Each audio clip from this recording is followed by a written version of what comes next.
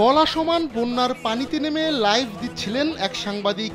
এরপর সেই বন্যার পানির তোড়েই ভেসে যান তিনি। সম্প্রতি ঘটেছে অবাক করাই ঘটনা।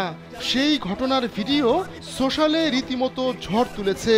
পাকিস্তানের পাঞ্জাবের দক্ষিণাঞ্চলে শাখি সারোয়ারের কাছে কোহ সুলাইমানে এ ঘটনা ঘটেছে। সেখানে বন্যার সর্বশেষ পরিস্থিতি নিয়ে লাইভ দিচ্ছিলেন পাকিস্তানি টিভি রিপোর্টার আলী মুসা রাজা। সোমবার ধারণ করা ফুটেজে দেখা যায় পানিতে দাঁড়িয়ে লাইভ দিচ্ছেন রাজা। এ সময় কেবল তার মাথা ও মাইক্রোফোন পানির বাইরে দৃশ্যমান ছিল। রাজা স্থানীয় রুহি টিভিতে কাজ করেন। তিনি বন্যার পানিতে দাঁড়িয়েই কথা বলতে থাকেন। এক পর্যায়ে রাজা বলেন, আপনারা দেখতে পাচ্ছেন পানি আমাকে ধাক্কা দিয়ে নিয়ে যাচ্ছে। এখানে দাঁড়িয়ে থাকার মতো অবস্থা নেই।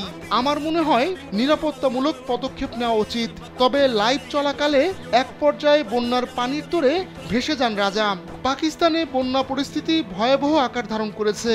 গেল 3 সপ্তাহে দেশটিতে বন্যার কারণে 120 জনের মৃত্যু হয়েছে।